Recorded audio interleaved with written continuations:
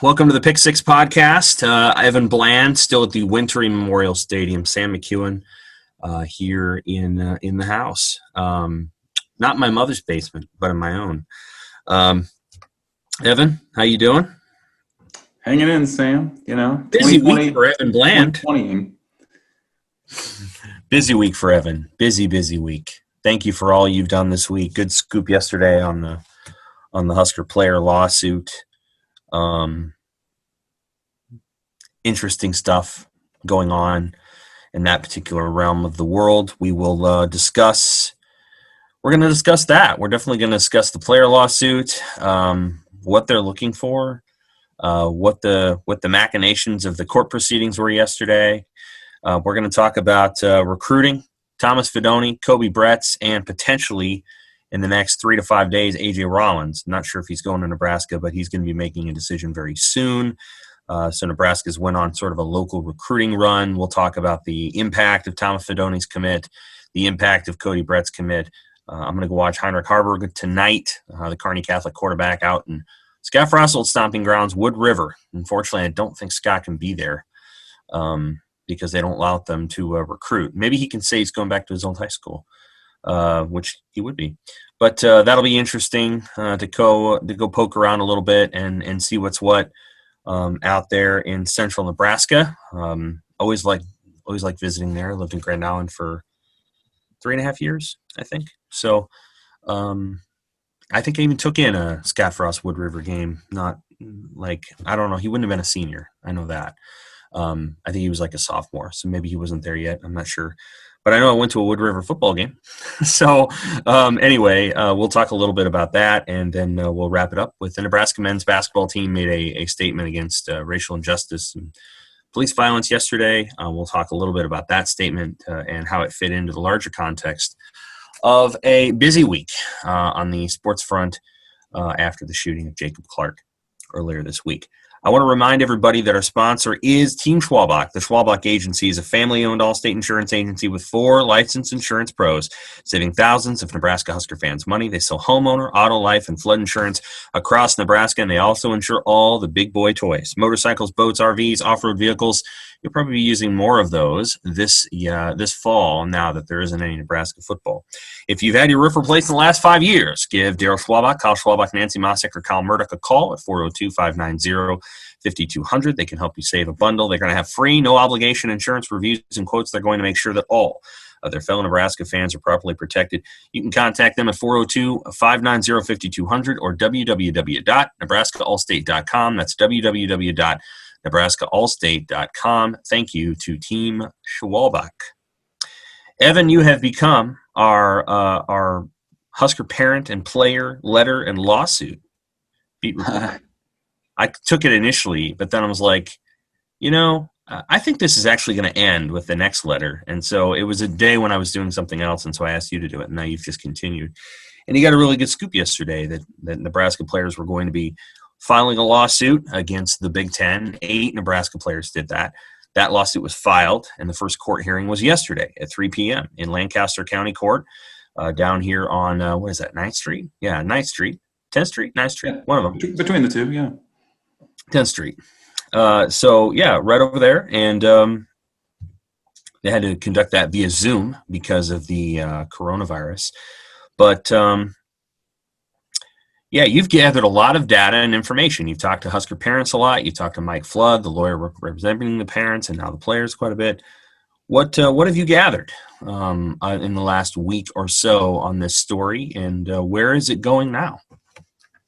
Yeah, that's it's a big thing to unpack, but it of course started with the Big Ten postponing fall sports and the way that it did so with kind of that lack of transparency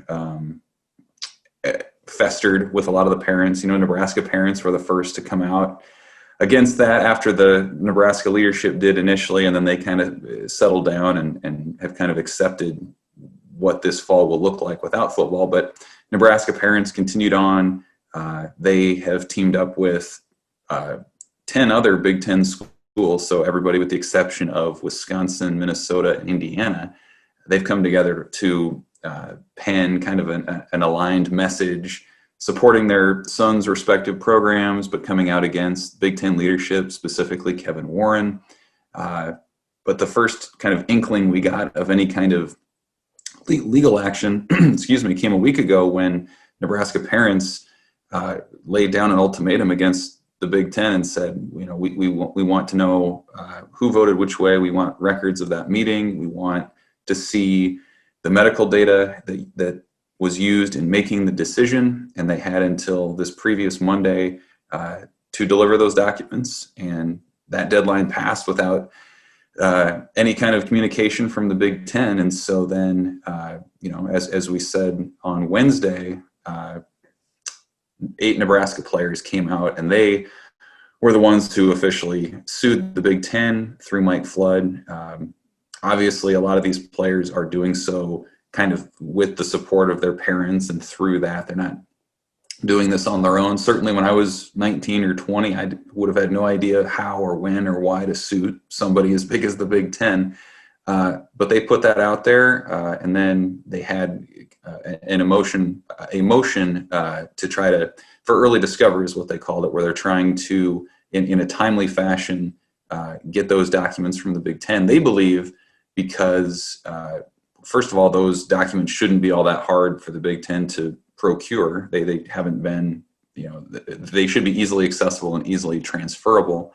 And also with the idea that, Nebraska was supposed to play a football game next week. And so they wanted to get that going. It was about a half-hour Zoom session yesterday afternoon. And what I thought was interesting from that session, Sam, was not necessarily what Nebraska's attorneys or Nebraska players' attorneys said, which was already laid out pretty well in the lawsuit and the complaint. It was more from what the Big Ten said. Their attorney was there. They felt like that the Big Ten didn't fall under Freedom of Information Act law. They felt like they were outside of that. They felt like the arguments that Nebraska player attorneys made stretch legal law to its limits. I mean, they felt like they were really stretching out. They echoed what the Big Ten statement said in terms of this case has no merit. And then they also said, look, if we can prove there was a vote, then what you're saying in your lawsuit more or less goes away, because the argument from Husker player attorneys has been that the Big Ten didn't follow its own procedures in its decision-making process, didn't have an official vote. So the Big Ten says, hey, if we can prove that there was a vote, then that should be the end of it. So they believe that this thing will end quickly. They have until this coming Monday, the Big Ten does, to write a statement in response to the motion for early discovery. So there'll be, a few more days here at least until that wraps up. But we'll have to see where it goes. But this thing's in the court officially, and if nothing else, I think Husker player attorneys believe that this keeps the public pressure on the Big Ten, keeps the conversation going, and doesn't let this thing die just yet. What do you think the purpose is of, I guess you just kind of answered this, what do you think the purpose of the lawsuit is? Do you think it's to get an opportunity to play football this fall? Do you think it's to get the Big Ten to, officially say which schools voted for and which schools voted against the postponement, or if you prefer, for and against football? Yeah, I mean, it lays it out in the complaint that their main goal, and parents have said this too, is to play football this fall. I think most of us can kind of look at the situation and know that that's a long shot to happen at this point, that they would reverse that. I mean, Nebraska football players took 2 weeks off from practice. They just came back this week.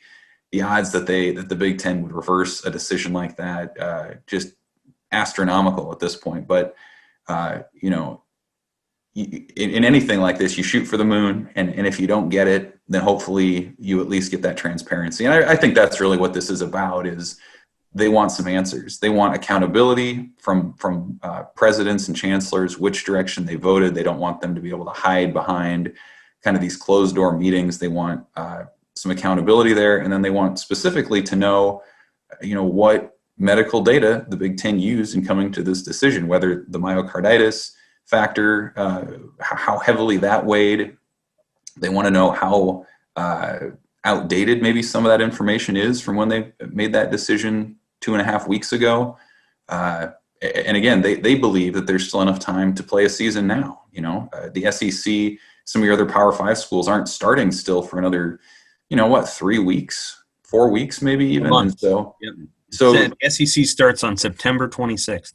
So theoretically, there is still time to turn this around. They believe if they can shine some light on this thing, and as you reported, Sam, with kind of the silo discussions that they had up to this point, they just believe that information was not considered properly, was not applied properly from all parties concerned. So again, the grand view would be to play this fall, but I think more realistically, they're just saying, look, we want to hold some people accountable. We want to know why this decision was laid down, and it's affecting us and it's so many other people for the next few months.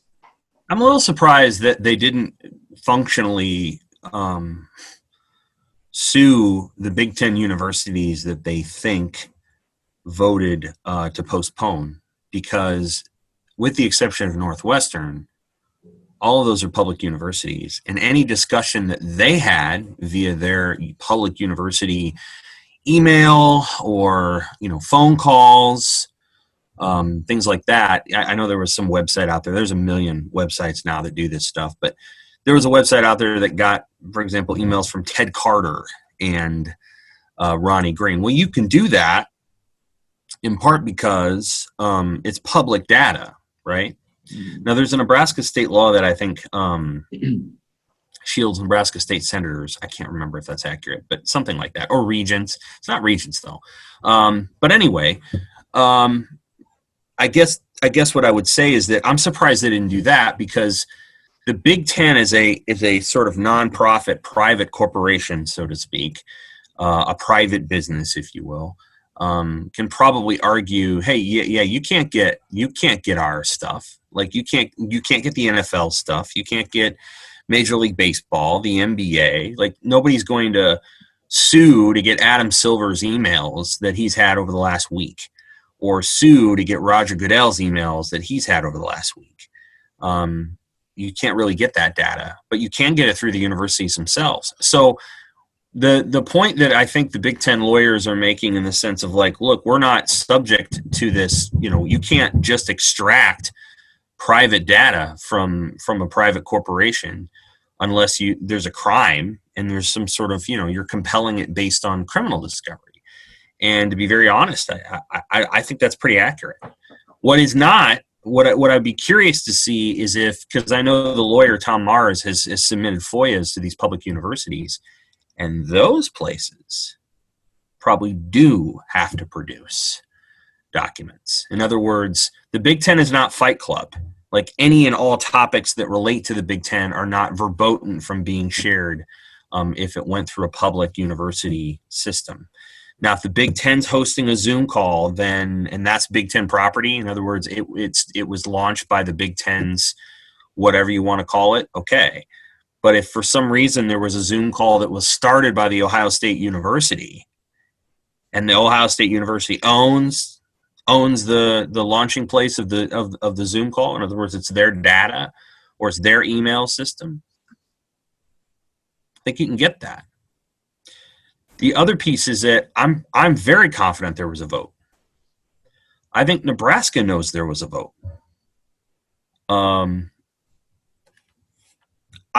I think some of the misdirection that we've seen has just been people trying to sort of fog up the mirror, but there's a vote. There was a vote. It was probably, I'm pretty confident it was 11-3.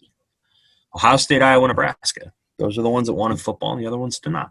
So I would guess that Nebraska knows what that vote is. If it was 11-3, 12-2, 8-6, whatever, they know what the vote is. So I'm guessing that it's more to produce an official answer from the Big Ten on who voted what, so that schools can go back to those presidents and say, okay, now can you tell me why you voted for this? Yeah, I agree. And some of the counts, I think the count that's going to probably not last all that long is this breach of contract, count where they feel like they contend that the Big Ten it is violating its contract with the student athletes. But the Big Ten argued on its session that, there is no such contract between the conference as an entity and those student athletes, and that it comes down to the schools. And so I think the part that's a little bit more interesting, the part that's a little bit more interesting to me is this idea of wrongful interference with businesses. When you start bringing in name, image, likeness legislation, and then the idea that a postponed or canceled season costs them the chance to improve their brand, to profit from their brand, costs them the chance to potentially have a career in the NFL. That's a little bit more interesting to me. But if nothing else, again, even if this thing lasts another week and goes away, I think their primary goal is to continue to ratchet up public pressure to get the Big Ten to say something, anything, which they already have now to this point, and then at some point, you move on from there. Yeah, the implication of restricting business practices assumes that, for example, you could sue a school that closes. In other words, the Iowa swimmer and divers can say, well, we're going to sue the University of Iowa for shutting down our sport because we might have gotten, a job based on swimming at Iowa. Or a school can't cancel a really important football game because of a national tragedy, because that game was going to be the opportunity that a player had to show up on the national stage. That seems pretty unlikely to me that you would be able to achieve that. As it relates to the contract, I think the Big Ten is right. I think the contract is with the schools, and the school is not bound to stay in the Big Ten. They're not bound to stay in it. They're not bound to. At the end of the day, Nebraska is not bound by the Big Ten's decision. They are bound by the Big Ten's decision insofar as they want to stay in the Big Ten and don't want to run afoul of it. In other words, if Nebraska said, screw it, we're going to be Trey Lance's other showcase game, right? And we're going to play North Dakota State whether the Big Ten likes it or not. We're going to play this game. Well, my sense is the Big Ten's not going to send, a policing force to Memorial Stadium to stop it from happening. What they're going to do is they're going to vote Nebraska out of the Big Ten. That's how they'll enforce that act. And so, Nebraska is not technically bound. They can leave the Big Ten and they can become an independent and play whoever the hell they want. The challenge that comes into play is you don't want to run the risk of bringing the Big Ten's ire, because you're put out on an island. And Ohio State, at the end of the day, is not leaving the Big Ten, even if they agree with you. So it'll be interesting to see where it goes. So by Monday at 5 o'clock, the Big Ten's got to respond, right? Yeah, they have to respond to this. Now, the court's not going to rule Monday evening. They're going to rule what, Tuesday? Probably Tuesday. I think the idea, the way that the hearing wrapped up, was the Big Ten has to respond Monday by 5, and then Nebraska player attorneys were going to respond first thing Tuesday morning. So that's probably when we'll see. And then the judge has got to read it and so on and so forth. Yeah. The last argument the Big Ten made was that this belongs in a federal court and not in a Lancaster County court. And considering the Big Ten's entity does not exist here, I think its headquarters are in Chicago, it would not stun me to see the Lancaster County court say this belongs in a different court. Yeah, very well could be. Their argument for starting it here is that the Big Ten conducts business here, and they do. Yeah. They have representation here, but yeah, it could move to federal court. Well, the representation here is the Nebraska. It's interesting. It's I guess I would say, when the student athletes who are filing suit against the NCAA as it relates to Title IX violations with sexual assaults, they filed that course. They sued Michigan State, and I think they've also sued Nebraska now. They filed that in federal court. They didn't file. I don't think they filed it in Lancaster County Court, because you got to file in a federal district court to sue the NCAA. I don't think you can sue the NCAA. I guess you could sue the NCAA in Indianapolis in that court, but I don't think you can sue the NCAA, anywhere in any local court without it just being moved to federal court, if that makes sense. So I don't know. I guess we'll find out. I'm not a lawyer. I'm not a legal expert. I was just reading it, kind of thinking about it. And like some of the Big Ten's arguments make sense. Some of the Big Ten arguments don't. The whole, like, the Big Ten can't reveal anything. Well, I think they can, in the sense that if it's on university letterhead and it's something that the university received or sent, or there was a correspondence between Kevin Warren and a public university official on email, I don't think the Big Ten can protect that. They're not Fight Club. It's not a state secret. It's not national security. Anyway, great week recruiting for Nebraska. What a great week overall. I think they've got 2 commits this week. One of them from Kobe Bretz, the Omaha West Side safety / defensive athlete. I think he could play a lot of positions in college, but definitely a safety. Right now at West Side, they got his commit, and then they got the big one on Wednesday night from Thomas Fedoni.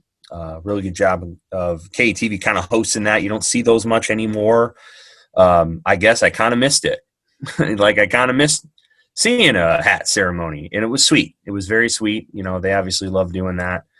And then, of course, Mike Sauter did a great job of talking to Thomas and kind of getting the inside scoop as to why he picked Nebraska. Evan, you've talked to him a couple of times. You've written a couple stories, and you were in that high school scene in Council Bluffs for a long time. I've always appreciated your experience in that way. So one of the schools you covered a lot, I think, was Council Bluffs Lewis Central. But you covered Western Iowa for how many years? A decade? 8 years. Yeah. 8. So I think you've known every player that's kind of rolled through there. Brandon Sheriff's probably the best guy to roll through that part of the state. He's obviously in the NFL now. Brett Meyer was a special player too. But can you put into context for our listeners just how good Thomas Fedoni is compared to the players that rolled through there since 2008, 2009 in Western Iowa, and your coverage area was pretty vast actually. So quite a bit about the territory. Yeah, it's a big deal. I mean, that area has had some Division I athletes. Actually, Fremont Mills, where Seth Malcolm's coming out of, they had Nate Meyer. He was a couple multi-year starter for Iowa along the line there for a while. Jake Waters was a St. Albert kid who went to Kansas State to play quarterback. He was a great player at Kansas State. Yeah. So they've had a few players come out of there, but it you're right. I've spent a lot of time at Lewis Central over the years covering different things, and it hits different when you see, in the winter, Jim Harbaugh sitting in the second row of the gym watching Thomas Fedoni play basketball, or you see, representatives from Missouri and Georgia and LSU showing up to Western Iowa. And, not to get on too much of a thing about that, but that part of the state of Iowa, I've always kind of appreciated because it's less populated compared to the eastern part. It's quite a bit more undercovered than the eastern part of the state. There's always been kind of an underdog mentality, kind of a chip on the shoulder sort of approach to sports in that area. So for a guy like Thomas Fedoni to be the top 1 or 2 rated tight end in the country coming out of Western Iowa, I mean, that's a big deal for that place. And, he put in the work. He went through the camp circuit. He broke out at that All-American Combine in San Antonio last January. That's really when he got on national radars. But yeah, it's a big deal. And I was trying to think of some other recruits under Frost at Nebraska where they really just put in the work and landed a guy. And, I think of Adrian Martinez with the whole kind of cross-country flight that Frost did, going to Fresno to talk to him and then back to Orlando to coach ECF. I think of kind of what they did with Wan'Dale Robinson in 2019, how he commits to Kentucky, but they stick with him and he shows up. Ty Robinson, where they were on him and beat out Alabama and some others for him. This is the same kind of deal. I mean, Ed Orgeron's talking to Thomas Fedoni daily, the reigning national champion head coach. And, ultimately, as much as this pandemic has hurt Nebraska in a lot of ways, it's almost certainly cost them recruits along the way. I think in this case, it definitely played to their advantage because Fedoni never was able to take that official visit to LSU. He was never able to get to Notre Dame or Michigan or some other places that he wanted to check out. And, you got to credit Nebraska for filling that void with peer recruiting, pretty much relentless peer recruiting to stay in his ear. They got him to Lincoln for a players only visit. The coaches stayed on him too, when it would be, kind of easy to say, oh, LSU's involved and move on. But they stuck with it. They landed him. And not only did they land him, but as you know, they landed him at a position that they absolutely needed to fill in tight end. Nobody younger than a junior in eligibility. We know that tight end should be a big part of Scott Frost's offense. It really hasn't been at Nebraska because they haven't had that guy over the middle to make those plays. And now, Fedoni's there. So massive win for Nebraska, big deal for Fedoni, and a pretty cool thing for Western Iowa too. Yeah, it is. It is. I want you to take this picture with me for a second. You're down by 4. Maybe you're playing Iowa, Wisconsin, whomever. 5 minutes left. Guy goes on to the field. Quarterback goes on. Here's how it looks across the frame for you. Omar Manning, Wan'Dale Robinson. Go to the other side. You got Jack Stoll as a tight end. Thomas Fedoni in the slot. And then let's say outside there is Levi Falk, who's a 6'2", 205-pounder. That's 6'4", 225. Wan'Dale, 6'4", 260, 6'5", 225, 6'2", 205. And you got Wan'Dale as sort of that stretch guy, or Alante Brown. That looks pretty good to me. Yeah, and then you could throw in your O-line where everybody is, 6'7" or taller. Yeah. Well, this looks good for the quarterback, right? Absolutely. Different picture. That's a good picture. And I think that's a picture they haven't had too much in the last couple of years. They need to have a picture for the quarterback where if he's a half foot off, and half foot isn't that much when you think about it, he's not throwing behind a guy. He's throwing to his back shoulder. And I think the way they've built the offense or the receiving or the pass catching group, I think Fedoni's the 11th 4-star that's either currently on the Husker team or committed to it, a 4-star according to some ranking. That doesn't necessarily solve all of your problems, but it's a start. How would you describe what makes Fedoni different from pass catchers that Nebraska has? What makes him unique when you watch him on film? Well, there's a couple of things that I think is true of him. Now, he plays a lot of slot receiver, so he's not necessarily an inline blocking tight end per se. Right now, he's sort of a slot kind of guy. But there's a couple of things. First of all, his size is such that you're not going to be able to just bring, a 5'11", 6-foot corner on him, and Thomas runs a wheel route. He's going to be able to make a play over that guy. He's got good body control. He does a nice job of using his frame to shield off other people, and he's got a good catch radius. And so the first thing is his size. The second thing is his speed. So Fedoni isn't a 4.4 guy. I don't think he's Noah Fan. But he's fast enough to where it's going to be really hard for an outside linebacker to run up the seam with that guy. Now, there are some outside linebackers in college football that can bust. So that doesn't mean everybody. There are some guys at Ohio State that can run with literally anyone. They're 4.45 or 4.5 guys. But I don't think Iowa's outside linebackers they're probably 4.65, 4.7 guys. And, you'd like to be able to think that if you get in a 4-wide set, or let's say a 3-wide set with a tight end or running back and Fedoni's in the slot, you can't just flex an outside linebacker like JoJo Doman out there and necessarily get it done. JoJo's fast enough, but is he big enough? So then you're having to pull a safety over, and he does a really nice job of getting up on top of safeties quick too. So safeties, when they're required to carry a tight end, he does a nice job of getting up on their face mask, getting up on them quickly, continuing the acceleration, and then a really good safety can probably run stride for stride with him, but that's not easy.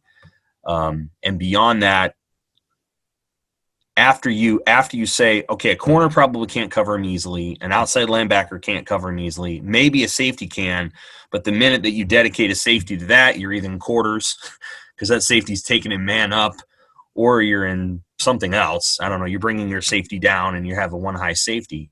The minute that you start changing the dynamics of how these guys can be covered, you're leaving someone else open. Somebody else is available to make a play.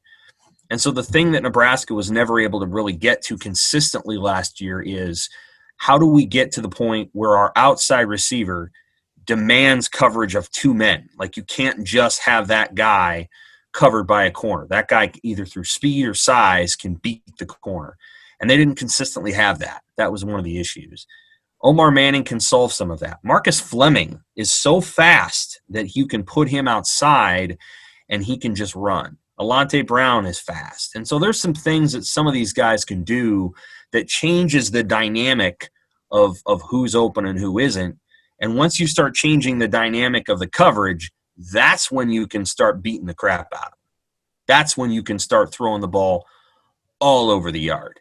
And one of the examples I can give is, this is going to be from a long time ago, a couple of games.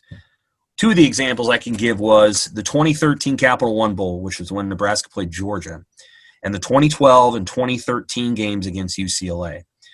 Bo Pelini's passing defense, structurally, is as good as there is in the country. He keeps both safeties high. The middle is closed. He has a cool system underneath where once you understand it, it's very hard to penetrate it with a lot of big plays. It's sort of a match zone underneath where guys kind of pass off coverage, and then deep guys, the safeties are deep, and you just can't get a hell of a lot over those players. The caveat to that is, if you've got 4 or 5 elite receivers on your team, you can. Because 4 or 5 elite receivers can do anything against almost anybody. And when you go back and watch those games, what you'll notice is that Georgia and UCLA had the athletes to puncture Nebraska's scheme. Now, Nebraska didn't have the best defensive backs in the country, and at LSU, Bo will. And so he will have a pass defense this year that I think boggles people's minds how good it is. Not a great run defense, but a great pass defense. But when you have athletes that can then start to puncture that pass defense, and all of a sudden your safety's cheating over, or you have to dedicate your safety to a receiver because he's beating your ass off the line and all that other stuff, that changes the dynamics of everything that happens. And then you start taking chances, et cetera, et cetera. And I think Aaron Murray threw for 430 yards in that game, and a lot of big, long passes, because part of what begins to happen is you trust your structure until you don't, and then they beat you deep and all the other stuff. So that's what Nebraska's can get as an advantage. If you go back and look at Scott Frost's UCF team in 2017, you could not cover all. I mean, they had an NFL tight end, they had an NFL wide receiver, they had 2 guys who could fly at running back, and Killens and O.J. Anderson, I think was his last name. They had guys that could fly at those positions, and you couldn't cover them. You couldn't cover them easily anyway. And as a result, there were dudes just running wide open all the time, because you can't cover 4 guys or 5 guys that are that fast and that big and that good. And that's where Nebraska has to get back to. And quite frankly, last season, they just didn't have it. They did not have the size of those players, and they didn't have the speed. And so there was a number of times when the best guy on their field was J.D. Spielman. You could take him away, or you could neutralize him, because Conavine Noah and Jack Stoll and Cade Warner were the surrounding competition. Like, they were the guys around him. And you could man those guys up, and you didn't have to worry so much about JD because you could take him away. Nebraska's going to get to a point very soon where they can have multiple guys on the field, and you just can't focus on taking one away, because if you do, the other guy's going to be open.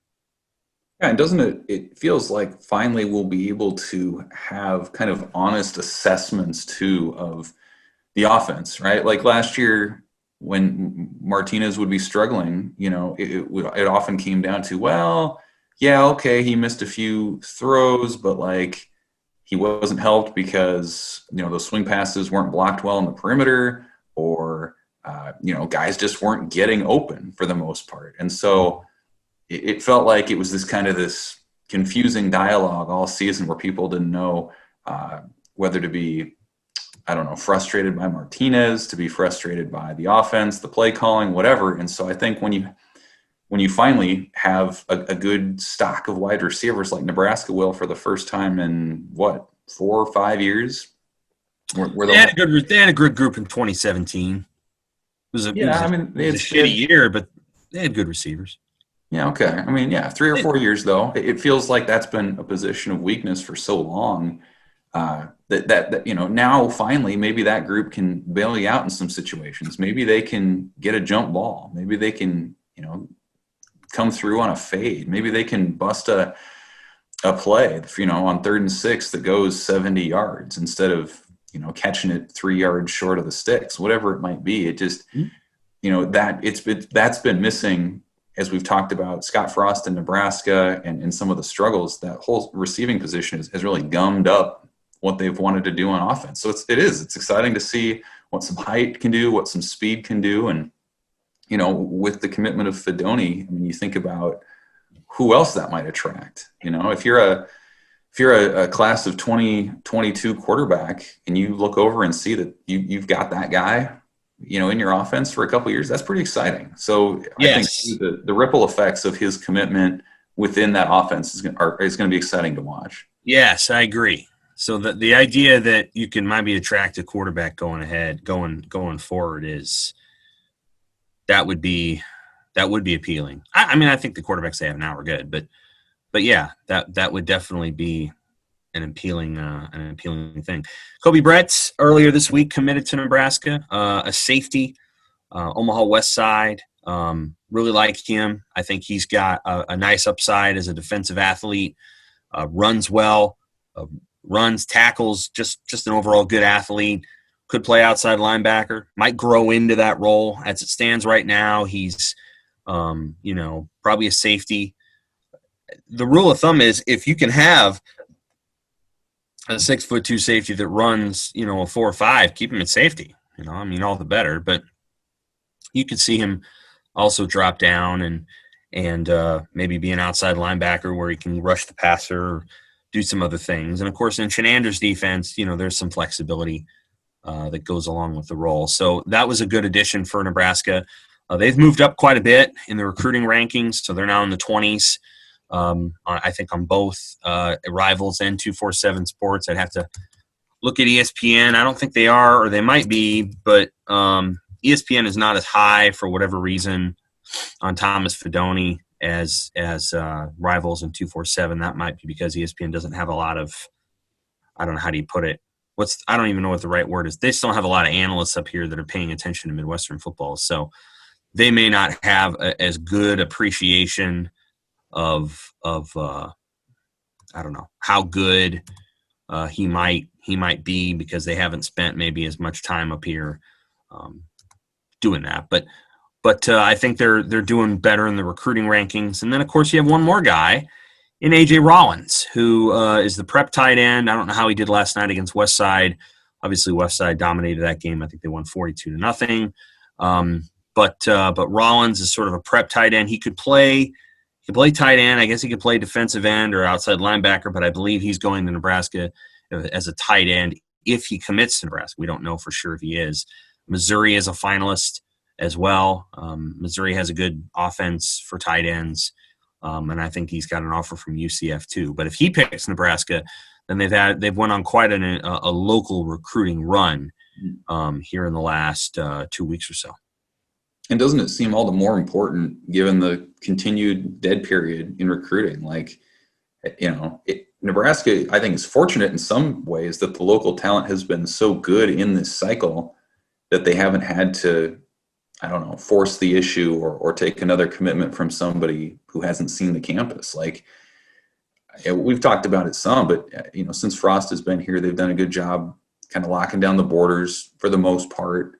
And you get a guy like Bretz, and if you land Rollins too, these guys are plenty familiar with Nebraska. They're plenty familiar with what they're getting themselves into, unlike somebody say from California or Florida or wherever it might be. So that's absolutely just kind of a double win there when you can have some local talent that wants to play for you. And again, when you can't get any kind of visits going, these guys are familiar. And when you kind of project in a year or two what kind of mass exodus that could be to the transfer portal from all over college football, you at least have maybe a little bit more confidence that these are players who are going to want to stick around for the long haul. Yeah, I agree. We'll see how it's going to shake out in terms of whether the early enrollees play in a January football season or not. There's going to be schools that push for that, which for what it's worth would at least mean that those guys are getting on the field and they're starting their clock, quickly and all the rest. It would be fascinating to witness if that actually happened. Speaking of January football, so there was a story in the Milwaukee Journal-Sentinel on Thursday evening, that Big Ten officials were considering a Thanksgiving weekish start to the season, Thanksgiving week. So I guess, the day before, the day of, and the day after Thanksgiving, and then the Saturday after Thanksgiving, of like starting a Big Ten football season, then running the season through December, and then getting somewhere in obviously taking a week off for Christmas or whatever, but getting somewhere in, the February, March area of, finishing the season. And maybe they get a bye week in there or two. If you started in November, you get a little bit of play for the TV networks. You're not necessarily competing against the NFL playoffs. I think ESPN had something about that today too.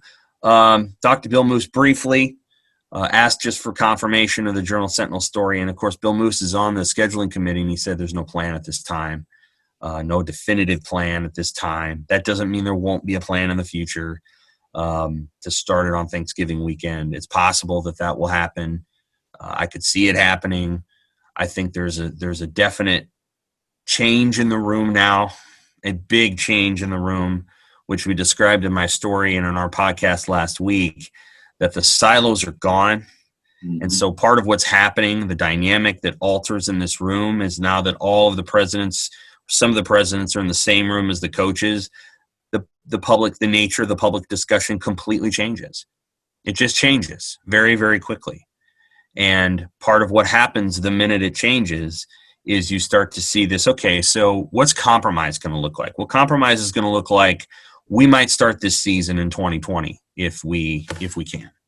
Now, people will describe that as solely a reaction to the $5 Abbott tests that are supposed to come out in October. I don't have any idea. I don't know enough about business production of scientific products to guarantee that there's going to be an October rollout of these testing materials, and that the testing materials on the front end are going to be perfect. We don't know that. We just don't know it. There's always that presumption. Certainly Abbott's stock prices have probably gone up, but whether or not it actually delivers on the scale and at the speed with which they say they're going to deliver it remains to be seen. We can't necessarily guarantee that. I think that the changing conversation surrounding football is at least as much about the changing dynamic in the meeting room and how the balance of power is more balanced than it was before. And even if the Abbott tests are a key piece in that, I don't think it's any coincidence that they probably were working on this before Abbott announced it. And now that Abbott has announced these rapid tests that are supposed to come out in October, you're hearing rumblings of this happening because now there's some leverage in order to be able to try to make it happen. I could see the season going even earlier. I don't have any inside information on that. What I have is, or what I think I have is, an understanding of human dynamics. And if it becomes really clear by, let's say, the middle of September, that ACC teams are playing these games and the SEC's ramping up and things seem to be controlled on college campuses, I think that what Ronnie Green said on KLIN last week is closer to a reality than we think, which is, well, maybe could we start something in late October, early November if things change? Maybe. And I think that's what Ronnie was referring to, is just the changing nature of this discussion. Now that the Big Ten punted early, they got their win over football. They won't win it again. It just won't. It won't be that simple the second time around. You won't just win over the ADs and the coaches anymore, and the commissioner won't win his way, because there's going to be a group of people in the room who guard against that. And it'll just be a hell of a different kind of fight than it was in July and August, when I think everybody was just trying to get their arms around it, and the commissioner was operating in a way that allowed him to come to the conclusion that he wanted to come to. Yeah, you can really see him walking it back some, and in some senses it makes sense because one, you want to keep as many players in the league playing that might otherwise opt to go to the NFL. So you want to continue to preserve that. You want to, I think, as much as anything, preserve your 2021 season, keep that at a full 12 games. Don't allow that to start later if at all possible. So in that sense, starting it in Thanksgiving, I guess, makes sense. But man, it's going to be weird, is it not? If they start around Thanksgiving, your Big Ten schedule is going to be roughly halfway over when the college football playoff is playing out. It's a bizarre dynamic. And of course, you're going to have the argument too that what really changed in 2 months, 2.5 months from when power dynamic. Well, yeah, but that's okay. What changed. I understand that, but it's ridiculous that it would come to that. No one will say that. And look, the Abbott testing and the science, that changed. Don't get me wrong. Those things matter, because I think that matters to a handful of people who can then go back and say, all right, we got our testing. We got it now. So we convinced you. Here you go. But what's going to change is the power dynamic. The minute that the Return to Competition Task Force came out and said it's going to include all of these people, my immediate takeaway was, well, the conversation is going to completely change. It's going to be a public discussion versus one mediated via anonymous sources through the national media. Right. But if you're going that route and it is more public, then why not just start it in a month when the SEC starts? You can still do that.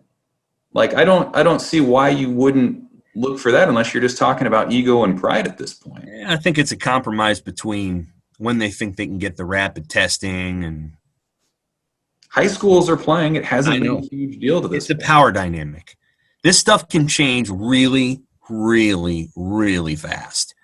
And so people keep asking me, well, do you think they're going to play?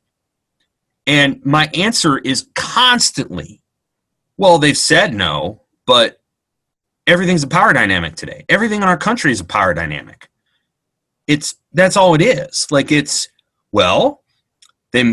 said they're not going to play, but if Ohio State wants to play and other schools join them, how are they not going to play? They're going to play. Like, so what you're at this point is, I think, a moment where some people in that room are going to be like, look, we have to save face. We have to, the presidents are not going to just let this happen and get rolled over, right?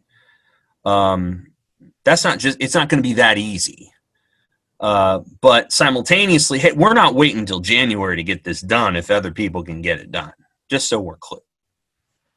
And so now that the story came out in the Journal Sentinel yesterday, and as we're speaking, there's all these, like, again, anonymous sources that are saying, here we go. They might try to play later this fall, and yeah, I don't doubt it. Again, what Moose said is there's no plan right now. I don't doubt that this might happen. I'm just saying that in my thought process, if it does happen, they will tell you it's because the science changed. I'm telling you it's because the power dynamic is different. And if the power dynamic had been this way all along, the first decision may never have happened. The key is that the commissioner was operating in a way that kept separate the athletic directors and the presidents and allowed a decision that he may or may not have wanted, but somebody wanted to be made in a vacuum. And anonymous sources were able to help get that thing done. Well, now that doesn't exist anymore. And we'll just have to see where it goes. I don't know where it's going to go. Probably it's going to go in the direction of, well, they might play after Thanksgiving. And I'm telling you, if it, in 3 weeks' time, if they're playing games, it might be even earlier. Because everything at this moment is a power dynamic. And journalists struggle with that because we kind of struggle with, well, it should be the principle at hand. But that's not what's happening. It's not what happened when they made the decision the first time. It's not what's going to happen this time. It's going to be who's in the room, who's saying what, who has the power. The power has changed. And I think that's where you're seeing an alteration. Yeah, no doubt. You see this tweet from Bruce Feldman just a couple minutes ago. Yeah, I did. Meeting on a call right now. Coaches aren't going to make that decision. No. They're not going to make it. Real possibility that Big Ten might try to reverse course and play later this fall. Yeah. Well, I mean, I think they're all reporting the same thing, which is the Abbott test is going to change it. You'll hear that changed it. Then you're going to hear, well, maybe they can get this thing going, in late October. First, you're going to hear Thanksgiving. I suspect by next week it'll be early November. Like, it's going to constantly change because these coaches are ready. They're ready to rock and roll. And the thing is, the 12-hour-a-week deal is going to change once you get into October. And maybe you can have a training camp in October. Maybe you can do that, and then you can start in early November. By then you'll say, well, everybody's got the Abbott tests. Nobody can say they don't have them, et cetera, et cetera. Yeah, I got nothing, man. It's nuts. It's a constant roller coaster. Yeah. Well, last thing I want to talk about is just Nebraska men's basketball had a statement yesterday outside Hendricks Training Complex about it was about police violence against black men and women is what it was fundamentally about. But it was also about racial injustice. One of the names they mentioned was Trayvon Martin, and technically, George Zimmerman wasn't a police officer. He was somebody who had sort of anointed himself the neighborhood, whatever. But generally speaking, it was about police violence and racial injustice, and it's just a continuing trend, I think, of especially Nebraska basketball. I think they've been sort of on the leading end of this. Of wanting people to understand where they're coming from, wanting people to understand that this matters to them, and they've had two head coaches. First, it was Tim Miles. Now it's Fred Hoiberg, who feel a sense of commitment to supporting their players, being able to have voices on this matter. Yeah, it's a cool thing to see. They've been at the forefront with Nebraska athletics for a while. And, to me, the story this week was just kind of an offshoot of what the Milwaukee Bucks did. I mean, to boycott or to strike or whatever you want to call it, their postseason game, just to have other teams follow suit that the rest of the day and then the next day. And then you see the ripple effects of that in Major League Baseball. I mean, that to me, where it was like, wow. I mean, Major League Baseball does not usually enter into those kind of social injustice discussions. And so, the Milwaukee Brewers, obviously from the same state where, the shooting occurred, decided to postpone their game. And to me, it's a signal of something bigger going on, because if the Bucks can do it and if Major League Baseball teams are doing it, suddenly you're seeing an empowerment of athletes using sport as a platform, the likes of which we haven't seen before. This just does not happen, where athletes, step away from a game and don't allow it to happen. And so, Nebraska basketball is an offshoot of that. You've seen college football teams that have decided not to practice the last couple of days in observance of this. And then, now there's some rumblings in the NFL too, that some players are coming together and saying, hey, we might decide not to play a game at some point. That's right. has even bigger ramifications because those are a lot harder to make up on the schedule than Right. a baseball game or a basketball game. So Nebraska basketball entering into this, dialogue, this national discussion too. And I agree. They're setting the trend, and they have for a long time set the trend inside Nebraska athletics when it comes to kind of using that platform to make a statement. Yeah, I appreciate their heart and their interest in it. There's been many of these situations now at Nebraska where there's been athletes who've spoken out. I continue to probably appreciate most when Michael Rose-Ivy, Muhammad Berry, and Deshaun Neal, when they kneeled. And then on Monday, each one of them all stood there for quite a while and kind of talked a little bit they talked for a while about their thought processes and what they had experienced. And I think that was really valuable to be able to kind of sit there and, have a dialogue about it. I appreciate that. I appreciated, when Thomas Allen, I think, was the guy for the Hate Will Never Win campaign. And, and I appreciate this group of basketball players doing the same thing. I think the dialogue is good to start, that a conversation can begin. And I think athletes feel like this is an area where they have a lot of experience, especially, people of color, black athletes have many of them have had experiences, coming into college where they had that. Even athletes from other countries have had those experiences. So, I think there's an aspect of all of this that's it's an interesting time, and we'll see if the conversations continue, or if there's more to come, or if there's more conversations to be had, and whether that ends up in an outreach campaign or